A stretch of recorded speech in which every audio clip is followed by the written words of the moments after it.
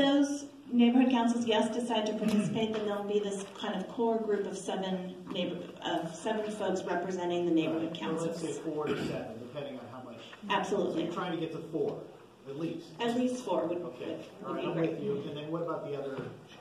So then we can have up to a total of up to 20. Okay. So those other, up to 13 nominations could come from anybody. So that's your form, like that's the form that will be online. Educators or other. So yes, absolutely. Anybody can fill out the form. So if you're a member of a faith-based group or a community service organization, you can nominate someone from your group. You could just nominate yourself, and then we are going to ask those neighborhood council representatives that are forming the CAG to go through a process of selecting from all of those nominees. If we get 100 people who want to be on the community advisory group, okay. that we want those 7 neighborhood council reps to help select folks who are really going to represent this section of the valley. Okay, well, it sounds good. Any other questions? Okay, let me open the floor.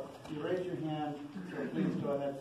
Oh yeah, I don't know if it's in here, and I appreciate all the explanation because I had all those questions too, Jason.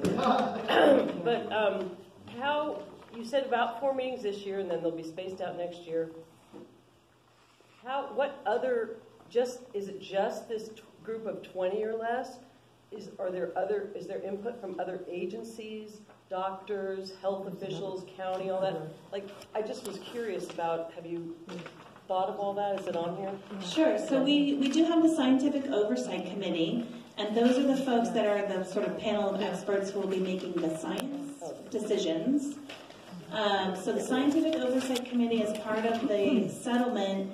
There are 6 agencies, public agencies, that will have representatives on that Scientific Oversight Committee, and then we will accept nominations and attempt to recruit other folks who are leading experts in medical, other types of science, who could contribute to that, making the decisions about the direction of the science. In terms of input from the rest of the community, I do think we have plans to do like public forums. We had the orientation sessions, so things like that to get more outreach, more information to the community, and more feedback from the community is definitely something we would like to do.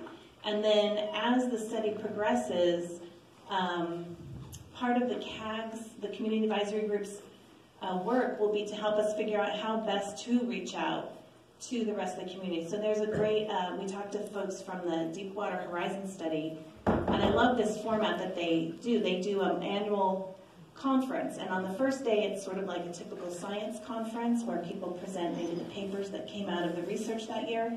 But then the second day they do the same papers, but they put it in plain English for the rest of us to understand.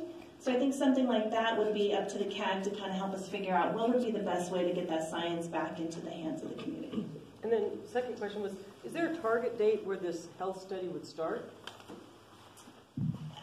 Yeah, I mean, it's still going to take a while to get up and running. We have to form those 2 panels, and then it's a bit of a